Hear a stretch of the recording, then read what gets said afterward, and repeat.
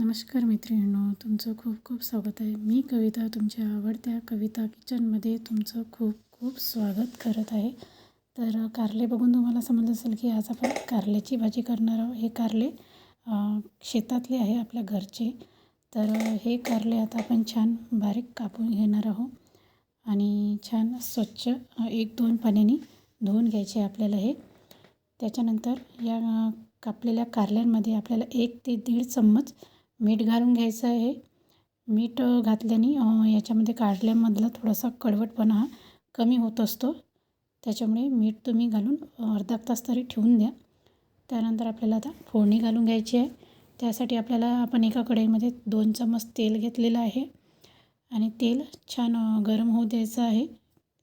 त्याच्यानंतर आपल्याला याच्यामध्ये मोहरी आणि थोडंसं जिरे हे घालून घ्यायचं. ते छान तडतडलं की याच्यामध्ये आपल्याला कांदा आणि मिरची घालून घ्यायची आहे.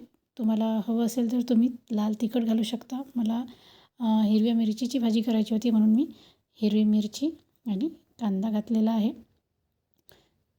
तर त्याच्यानंतर आपल्याला याच्यामध्ये जे आपण काढले धुवून घेतलेले होते ते काढले याच्यामध्ये टाकून घ्यायचे आहे आणि छान स्वच्छ पाण्याने धुवून काढले याच्यामध्ये टाकून घ्यायचे आहे. त्याच्यानंतर काढले आपल्याला 15 मिनटं किंवा 20 मिनटं छान होऊ द्यायचे आहे. आता आपण हे छान मिक्स करून घेऊया. तर बघा, आता आपण हे मिक्स करून घेत आहे.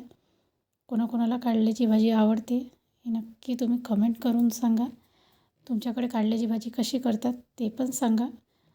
आणि बघा, आता आपण छान कारले मिक्स करून घेतलेले आहे. त्यानंतर 5 किंवा 10 मिनटांनी बघू, आता कारल्याचा कलर थोडासा हळूहळू चेंज होत आहे. त्याच्यामुळे आपल्याला थोडंसं हे 5-10 मिनटं झाकून ठेवायचं आहे आणि त्यानंतर बघू आपले कारले शिजले की त्याच्यामध्ये आपल्याला नंतर बाकीचे जे काही जगभरातले मसाले आहेत ते टाकून द्यायचे आहे.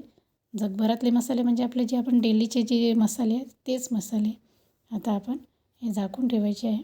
बघा, 5 मिनटानंतर आता छान कारले आपले शिजलेले आहे तेलामध्ये आपण जर चांगले शिजू दिले तर त्याच्यातला थोडासा जो काही कडवटपणा असतो तो निघून जात असतो. त्यामुळे कांदा आणि मिरची घातल्यानंतर लगेच आपल्याला कारले घालायचे. त्यानंतर आता आपल्याला इथे अर्धा चम्मच हळद पावडर घालायची आहे, 1 चम्मच धनिया पावडर आणि चवीनुसार आता मीठ घालून घ्यायचं आहे. मीठ तुम्ही आपल्या थोडंसं अंदाजानुसार घाला, कारण की आपण सुरुवातीला पण मीठ घातलं होतं थोडंसं कारल्यांमध्ये. त्याच्यामुळे तो थोडासा मिठाचा फ्लेवर येत असतो त्याच्यामध्ये. आणि छान आपल्याला मिक्स करून घ्यायचं आहे. अंदाजे 5-1 मिनटं छान याला होऊ द्यायचं आहे तेलामध्ये. तर बघा, छान कलरसुद्धा 1 नंबर आलेला आहे.